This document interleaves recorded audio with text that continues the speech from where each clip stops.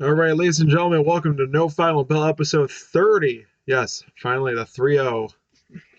Um, so we are going to go into our normal side of things, but this time not with NWA with the Crocket Cup, not Power, Impact, and then AEW Yes. Dynamite and Rampage as So usually. initially, I was going to do like a recap of the week for Power, but I realized that over the weekend was the Crockett Cup. So instead, I'm just going to not recap any Power and go straight into the Crockett Cup.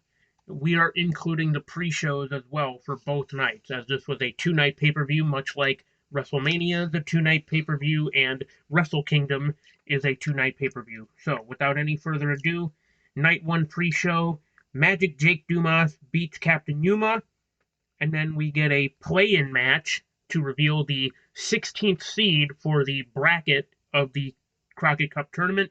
It was a fatal four-way tag team match where the Tate twins, or as they would later be known as the Bad News Boys, win their play-in match to advance to the Crockett Cup. Then also on night one pre-show, we get a treat, a very special treat of seeing the Briscoes compete in their first round Crockett Cup tournament match. They defeated the Now. Then we actually get to the main show, and for night one, it was just a bunch of Crockett Cup tag team tournament matches.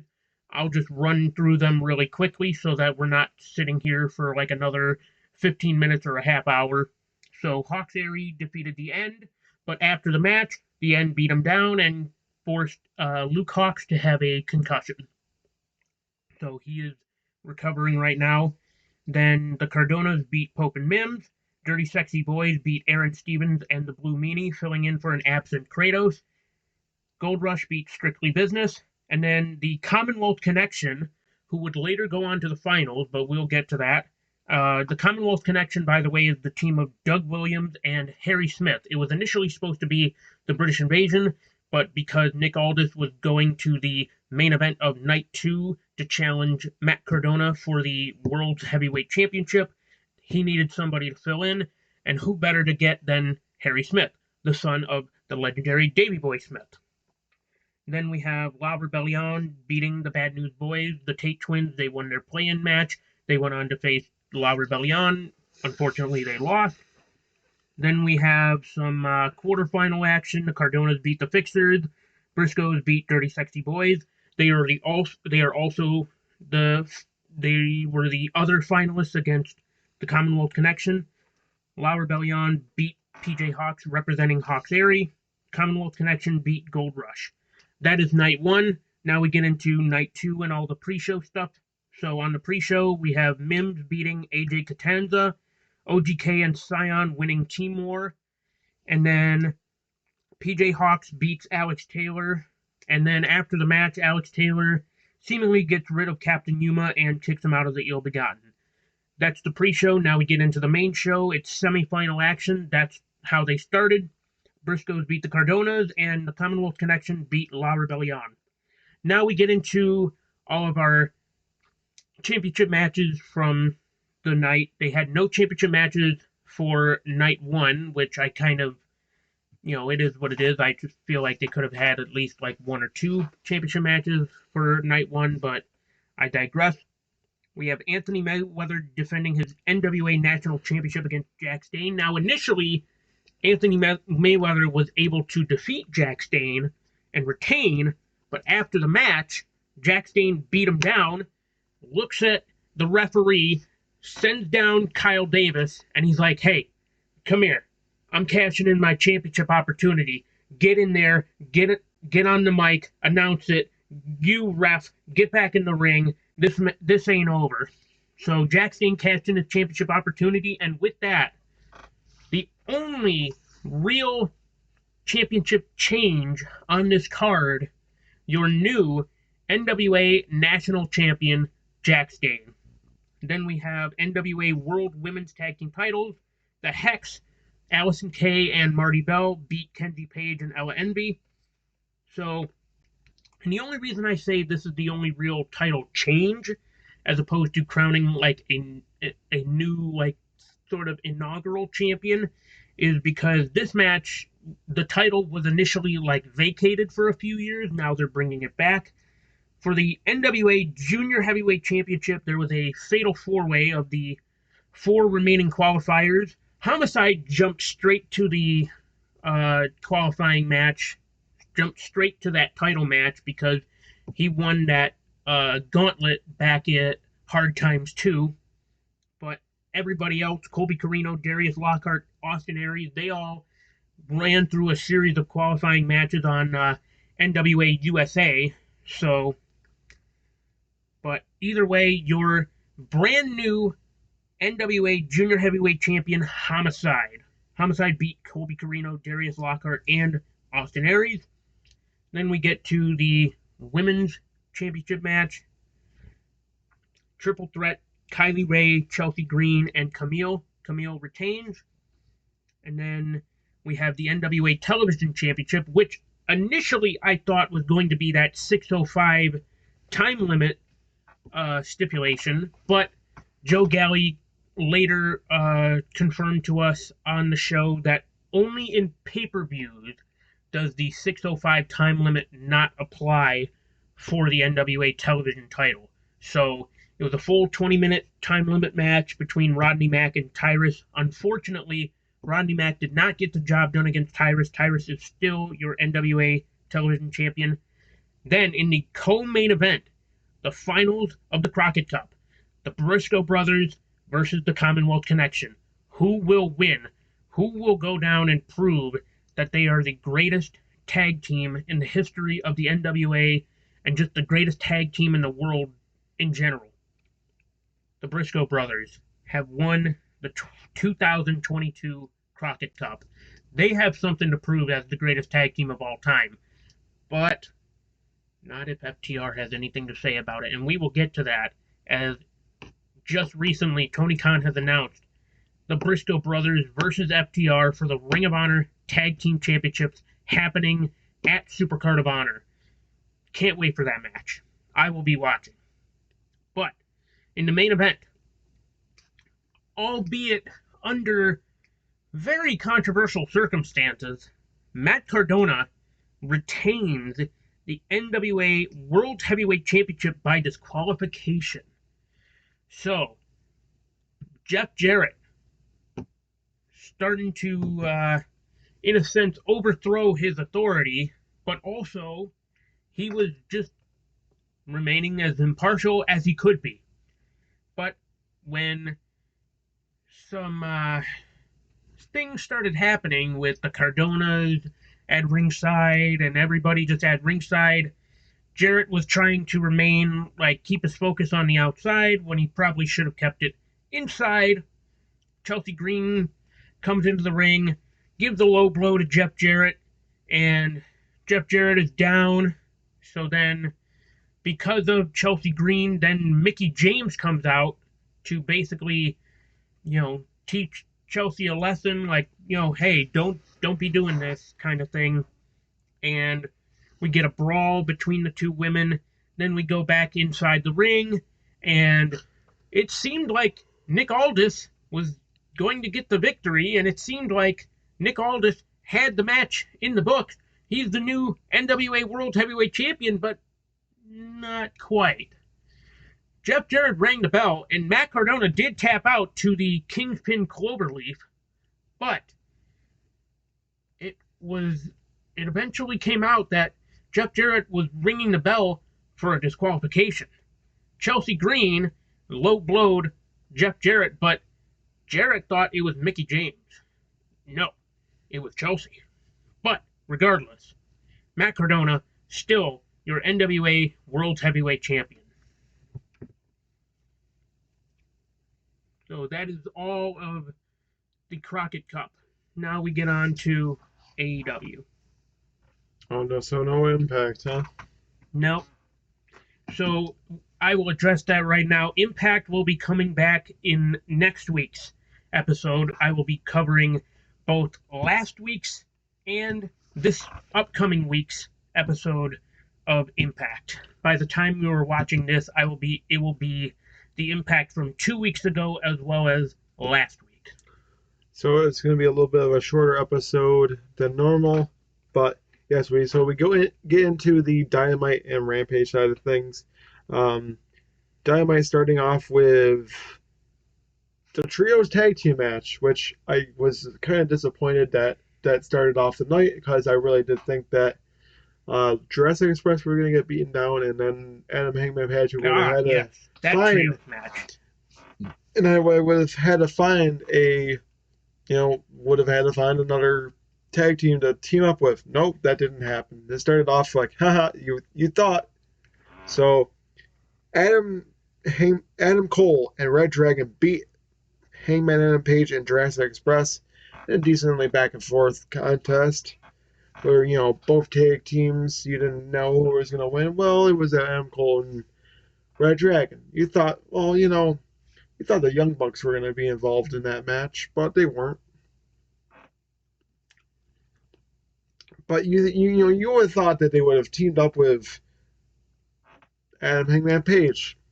Didn't happen. They tried to get involved in the match and didn't very well into their favor. So again, we get Adam Cole and Red Dragon, winning, but makes you beg to differ will eventually lead into Young Bucks joining up with Adam Hangman Page to go up against Cole and the Red Dragon. It's entirely possible.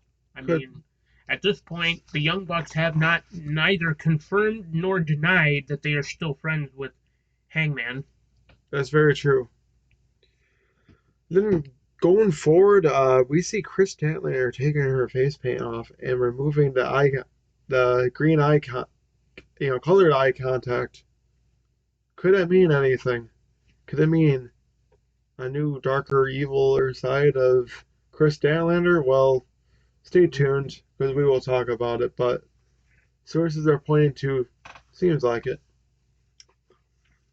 Moxley and Danielson team up for the first time with, actually I think they teamed up last week too, but this was one of their first matches. As a tag team, Moxley and Danielson beat Chuck Taylor and Wheeler Yuta, the Best Friends, and then Wheeler Yuta offers his hand to Regal, and Regal slaps the shit out of him. Oh, yeah. I mean, it was just a nasty slap that fired up Yuta, but at the same time, Yuta knew that it was a sign of toughness. But I hate to say it, Regal did the same thing with Moxley and Danielson, and look where they are now. It lit a fire in their Wheeler Yuta being a new member under Regal's court? I think so. Yeah, I think it's saying, I think Yuta is sick and tired of being always on the losing side, so maybe he's ready to join up with Moxley and Danielson and start being on the winning side. Yeah. And it might be a good thing for Yuta, because, they said, well, Yuta, you should be with us. Now, it makes you beg to differ. Is Daniel Garcia going to be next on their list of trying to bring to their side? I don't think so. I think he's too involved now with the Jericho Appreciation Society. Right. That, maybe if Daniel Garcia did not go that route with the Jericho Appreciation Society, he probably would have ditched 2.0 at that point and probably, said, hey, I could learn a thing or two from the tutelage of William Regal and Bryan Danielson and Jon Moxley. But now that Daniel Garcia is heavily involved with the Jericho Appreciation Society, I think that all those possible plans of Daniel Garcia branching off from 2.0 has kind of gone out the window. I know, exactly. So honestly, I think Wheeler Yuta will join up with Moxley and Danielson soon, because I think there's something brewing. I think there's a new faction brewing under William Regal, so I think we'll see something brewing into the future. I like the sound of that, actually. William Regal behind a new faction. It'd be something. It'd be something spicy. So going forward, we do see FTR and Young Bucks. And Young Bucks are saying, hey man, you can get the best manager out there, but I don't think it's going to make a better difference of how, good a tag team you can truly be to beat the. Notice that the Young Bucks said the best manager. The best there is, the best there was, the best there ever will be. They are heavily teasing Bret Hart to AEW. I mean, if it happens, it happens. I mean, FTR aren't Canadian whatsoever. No, but they do have a lot of appreciation and a lot of respect for Bret the Hitman Hart. If Bret the Hitman Hart was to come into AEW to be their manager, cool. I mean, it's something different, something new. You get him involved in the contract think some about way. that. Think about that too. Bret Hart is no stranger to AEW. After all, he's the one that presented the AEW World Championship at the inaugural Double or Nothing event back in 2019, which initially True. was supposed to be Flair, but Flair was having uh, his health issues back in that time. So So they had to get honestly, somebody. it could happen that they, might have a little one-off, match between FTR and Young Bucks. But Young Bucks always troll and Yeah, always tease something but hey, strange. if they do go that route, that we get an FTR and Young Bucks rematch, it'll be the rematch that is finally happening in front of a live audience. Because unfortunately, the first time that they squared off against one another, it was in front of a limited capacity audience, but then everybody else around the world buying on pay per view could see the match. So, yeah, exactly. So going forward, Ricky Starks wants Max Caster to do what they started and take out Keith Lee because he's sick of the new guys taking the spotlight, which then prompts Swerve Strickland to cut off Starks, who we see them face off soon. I think so. I'll dive deeper because there's more to what happened on Rampage with this.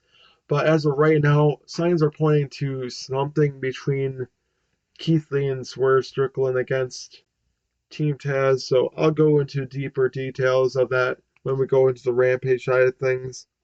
The Jericho Appreciation Society say they are sports entertainers and will beat up pro wrestlers. Yep. Thoughts? The crowd did not like that. I don't know how I feel about Jericho Appreciation Society acting like they're sports entertainers. God damn it, AEW is pro wrestling. I don't know what kind of thing, kind of juice you're drinking from. Yeah. But it's pro wrestling to a T. Yeah. Exactly. But I guess I like it in a sense that they're still building towards like the Jericho and Eddie Kingston type of thing. Eddie Kingston and his group of pro wrestlers against Jericho and his group of sports entertainers. I could like that. I can understand that being something that leads into a match of Double or Nothing. Because I'm sorry, you can't simply have Double or Nothing and not have Chris Jericho included in it because he's been there the last two times. Yeah. Competing in the Stadium Stampede. Of course, this year it's not going to be in a football stadium. It's going to be in a hockey stadium in T-Mobile Arena in Las Vegas. I mean, unless they somehow were able to film In the Stadium Stampede at Allegiant Stadium in Las Vegas, that could be very well possible. Or even if they rented out, the Jaguar Stadium, which I'm sure that would be the more likely scenario to happen, but who knows? But as of right now, honestly, I'm okay with Jericho Appreciation Society. I just don't like the fact that they call themselves sports entertainers. Yeah. Well, I mean, that's the point. You're not supposed to like that term. I know. But who's to say also that at Double or Nothing they couldn't do blood and guts between? They very well could. But that's the thing too. Who does Eddie Kingston get? Because he's only got two other people. But then again, he does have some connections. Him, Santana, and Ortiz do have some connections with their history in Impact Wrestling. So who's to say they call up a few OGs if all you longtime Impact Wrestling fans, he calls up a few OGs Oh yeah, and Homicide and Hernandez. I mean, granted, I don't know how much like freedom Homicide would be able to have in that, considering he just won the Junior Heavyweight Championship with the NWA. I don't know how much freedom Homicide would have in that, but at the same time, I'm sure Billy Corgan would be able to orchestrate some sort of like deal, if you could even call it that, with Tony Khan. I mean, he's done it in the past for Thunder Rosa before Thunder Rosa officially signed an AEW contract. yeah. I mean, I could see something coming up where Homicide and Hernandez team up with Eddie Kingston and Brandon Powerful to be, LAX again against the But Jericho Appreciation Society. the real question though is would they like how would you what would you call that team then? Because like I know obviously Impact, I'm pretty sure they like coined Like I said LAX. on the show before, I think they can be the Latin American Express instead of Exchange.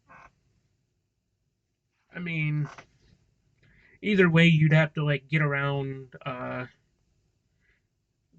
Like I said, because I don't know if Impact is actually like trademarked LAX or not, but at the same time, it's like that was their thing. Right. So No. So going forward, Serena Deeb vows to end Hikaru Ishida's career. Um, yeah, are you gonna try to vow anything? Serena my Deeb. question though is why are they continuing that feud? Yeah, I don't understand it either. Like they fell off like multiple different times. I get it, you have nothing better for Serena Deeb and Hikaru Ishida than something like that, but at least you can, find Well, different opponents for both of those exactly. women.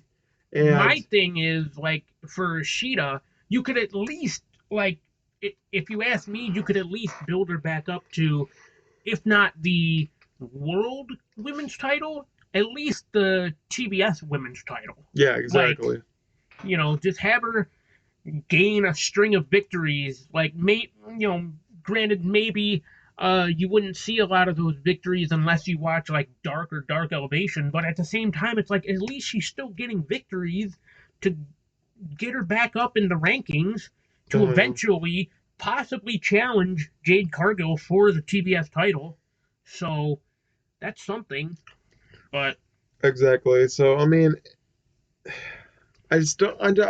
I want them to just have one last final hurrah match and then just get it done and over with. yes, That's all I want. Because you can do bigger, better things with both women, but right now exactly. you're delegating them to fight up against each other, and I just don't like it. Yeah. Yep. Um, we brought it back for at least this week. Sign of the week. Rub my bald head for luck. Wardlow, I Yeah. hate to say it, you probably should have. You should have rubbed his head. Because, speaking of it, MJF throws Wardlow into the ring post and then back into the ring for Scorpio Sky to roll him up and retain the TNT Championship. By the way, I don't know if I like that finish with a roll-up pin after MJF cost him the win, but for storyline wise, I like it because it continues the storyline that will head into Double or Nothing in May. Well, here's the thing about the surprise roll up, though. It's the most devastating move in sports entertainment. It is not the most devastating move in pro wrestling. Yes. So, you know.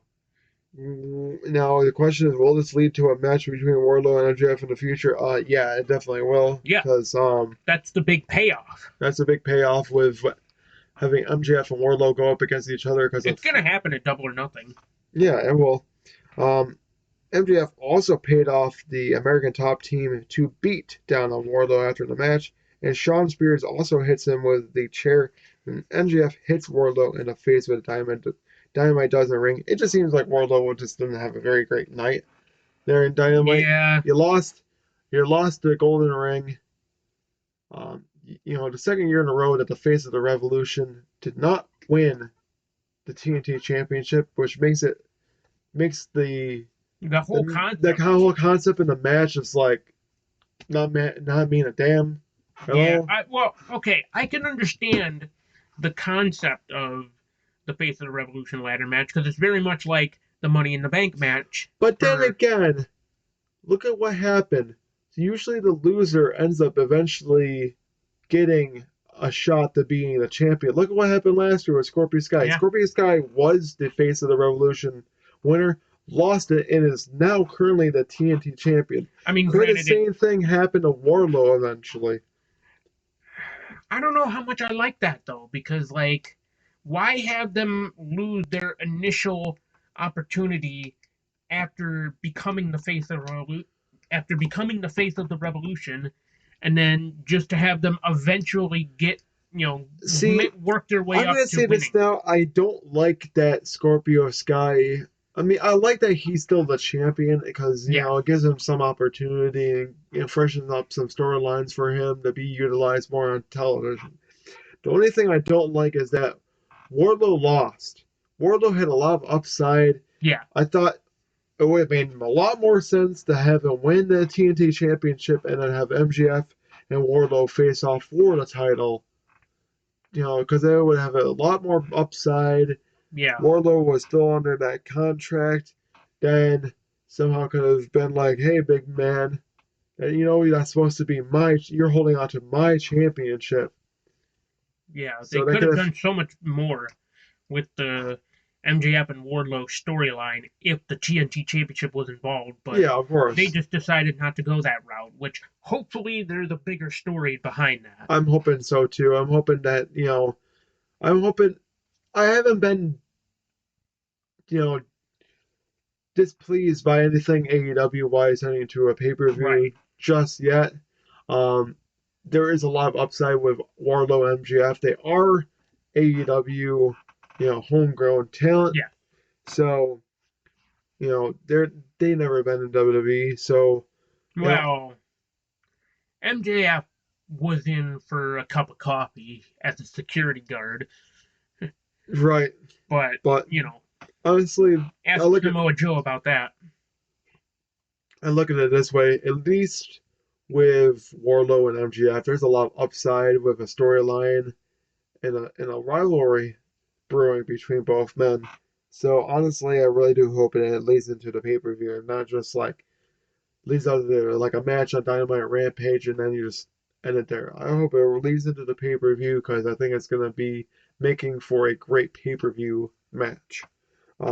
As far as going forward, Jade Cargill is still asking who's next to step up, but who could it be? I have no idea. Is she Goldberg now with asking who's next?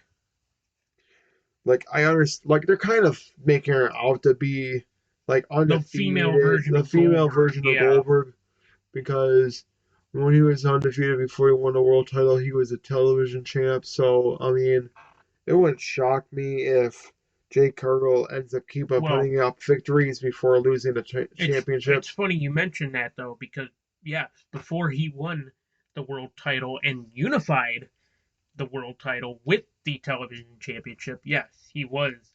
But even yeah, so at this point, I they're literally building up Jade Cargill as the female version of Goldberg in Honestly, AEW. I'm really thinking that Jake Hargle, they might bring in somebody that's not currently in AEW to face off.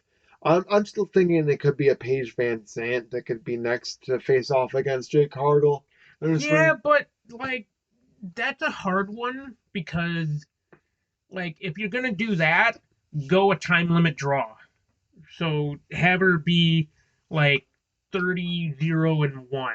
But at the same time, it's like I'm sure you would still want to continue Jade's undefeated run. So Paige Van Zant probably shouldn't be like at least yet if they plan on continuing like and you don't because, want her to necessarily have a draw. right, everybody, I mean, Athena, which is formerly known Yeah. as Ember Moon, could potentially be her next opponent for the TNT TBS Championship. So we'll happen to see what happens. I would like for somebody new, but if it's somebody that could be currently on the roster, I mean, technically she never went up against Ruby Soho for the championship.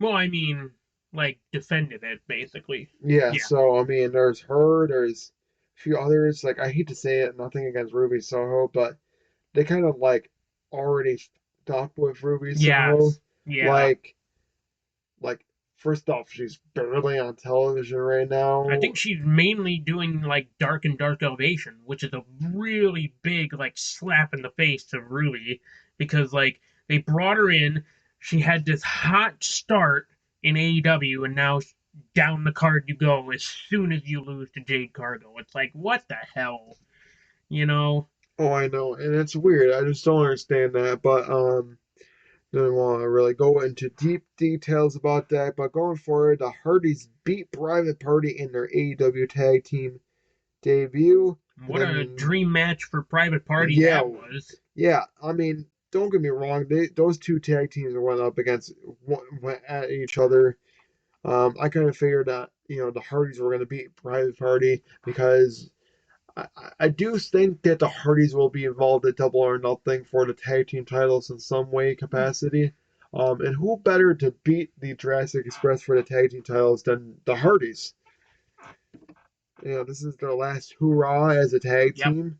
So their what last better run. what better way to have them go up the right off into the sunset as a tag team than winning the tag team titles that they had that's eluded them so far in their career in the AEW World Tag Yeah. Team titles. I So mean, they pretty much won tag team gold like everywhere that they've been. So the only tag team titles that they haven't won yet are the AEW tag team titles. So exactly. it's entirely possible that on their last run, in their last run, they will win. It's almost like a prophecy that needs to be fulfilled for the Yeah, Hardys. every single place that they go, yes. And then the Andrade family office come out, and then Darby and Sting come out to level the playing field yet again. Will this lead to a match soon? Of course it will. There's a lot of upside with the Hardys and Sting and Darby against the Andrade family office. And I mean, we'll talk about it a little bit more when it gets to the Rampage, but it looks like we already have who's going to be the eight man. Yeah, But yes, we will talk about that because next week, later later tonight. tonight, when this episode does debut, our premiere, we will get that eight-man tag team Texas Tornado tag team match. Hmm. So, yes, it will lead to a match very soon, if you didn't know. Uh, wow. Just crazy. In their adopted hometown, Thunder Rosa finally did it, everybody. She is finally the AEW Women's World Champion In a cage. and beat Britt's ass in Oh, a steel cage. that she did. That she did. Both women were beaten, battered, and bloody Oh in yeah. that match. Now, I've seen a lot of talk on the internet, and I kind of agree with it that Britt Baker has to like bleed and blade herself so much just to get herself over.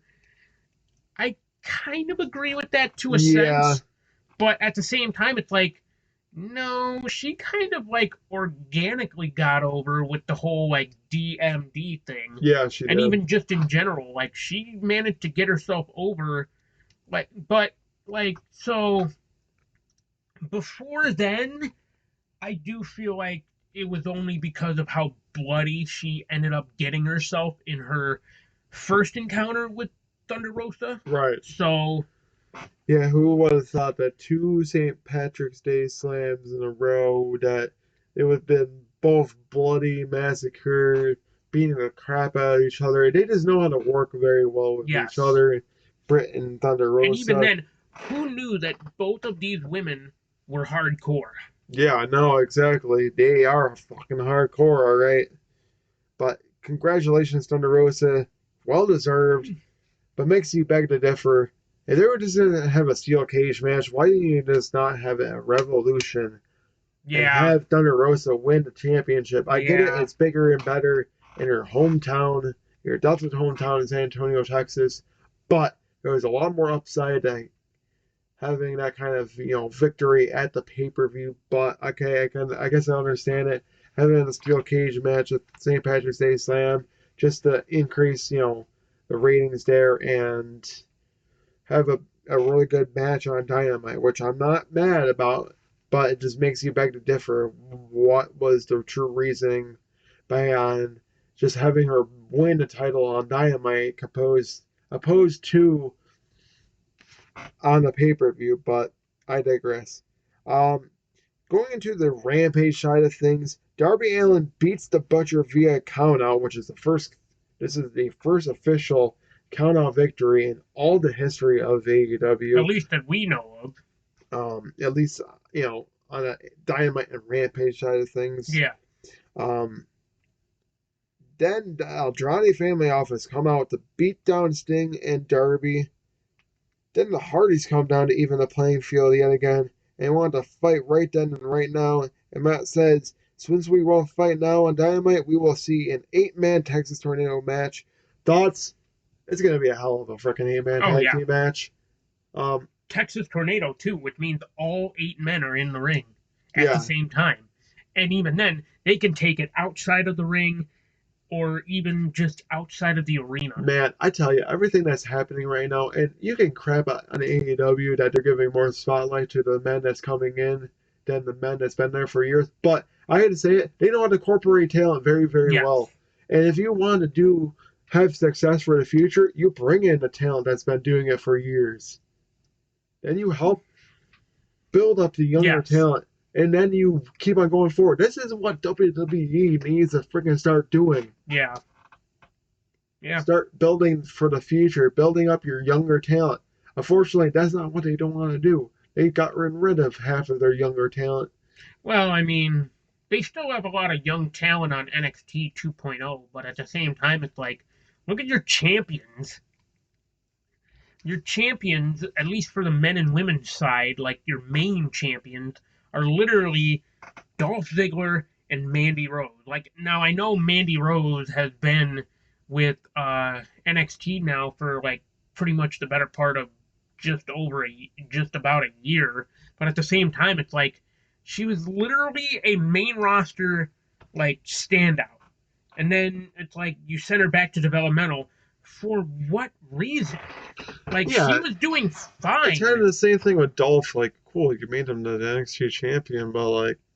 But, I see what people are talking about. It's like, oh, yeah, here we are, Dolph Ziggler, the developmental champion. It's like, yes, that's literally what it is. Like, why did you make Dolph Ziggler the developmental champion? Like, that makes no sense. So... Probably just to build a younger talent with either veterans. But how would they be able to do that if, like, literally a main roster star is the NXT champion? I have no idea. But so, as far as going back to the 8-man tag team match, I'm all for it. It's gonna bring Texas down to the ground there, and I just wow. I mean, the Hardys are just on top of it, and to get the team with Sting and Darby, who would have thought in 2022 that you get to see the Hardys and freaking Sting on the same team together? That's great. If somebody had told me that maybe like back in, I don't know, like maybe like 3 or 4 years ago, I probably would have said you're crazy. Exactly. And that there's no way that Sting would be able to come out of retirement. But here we are. 2022, Sting's out of retirement. The Hardys are in AEW, and they're getting to team with them. Like, yeah, it's all seems like the weirdest fever dream ever, but at the same time, it's like this is a reality. Oh, I know. So I'm definitely interested to see who wins that match, and I think it's going to be a great one to watch. Yeah. Paige Van Zandt has officially signed her contract with All Elite Wrestling, and says she looks better than any woman does, fights better than any man does, and prints more money than the Federal Reserve.